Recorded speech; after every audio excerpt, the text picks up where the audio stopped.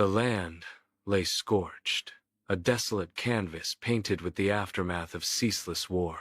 Vultures descended upon fallen warriors, their skeletal forms scattered amidst shattered flags and broken blades. A somber procession of cloaked figures, led by a crowned king, traversed the ruinous fields, their silent presence surveying the grim cost of their reign. Yet, as the sun dipped low, an even darker storm gathered. The skies ignited with furious lightning, and from its tumultuous heart emerged a crowned figure on a pale horse, his eyes burning crimson with an unholy power that pulsed with the very electricity of the storm. Swords, conjured by unseen forces, rained down like deadly hail, further scarring the already ravaged earth. The air was thick with the stench of death, as a monstrous, multi-headed beast, its roars tearing through the tempest, rose to assert its dominion, while ancient structures crumbled under its shadow. The ground churned into a fiery chasm, a testament to the raw, destructive might of this encroaching evil. But a new dawn broke, heralded by the descent of a radiant angel, clad in shimmering armor, holding a heavy chain and a golden key.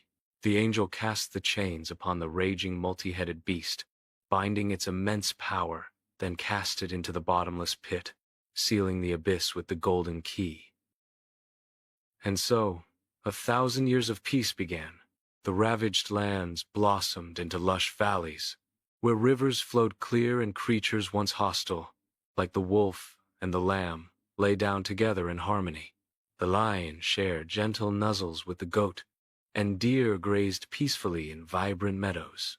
Above, a glorious golden city descended from the heavens, its spires gleaming under the benevolent Sunday. Inside, the righteous, adorned in radiant robes, walked paths of pure light, their faces aglow with joy as they ascended toward the golden throne where the king sat, radiating boundless light. The multitudes lifted their voices in joyous adoration, their hearts filled with unwavering faith as transformed bodies rose from the dust, shimmering and ascending into the light, touching the earth and leaving trails of golden particles in their wake. However, the 1,000 years concluded, and the sealed pit began to stir. From its depths, the multi-headed red dragon, bound and enraged, stirred once more. The key had turned, and the great serpent, Satan, was loosed for a final, terrible season. Dark clouds consumed the sky, and from their oppressive embrace, the red dragon, now an even more colossal and terrifying entity, emerged. An old, wicked king, consumed by malice, rallied vast armies, supported by monstrous war machines, to march against the Golden City. The world braced for the ultimate confrontation. Yet, from the radiant city, the true king, with eyes of piercing blue and a golden sword in hand, rode forth on his white steed, leading an innumerable host of winged, golden-armored angels. The armies clashed in a cataclysmic battle. Fiery storms erupted, summoned by divine power, consuming the forces of evil in a torrent of unholy fire.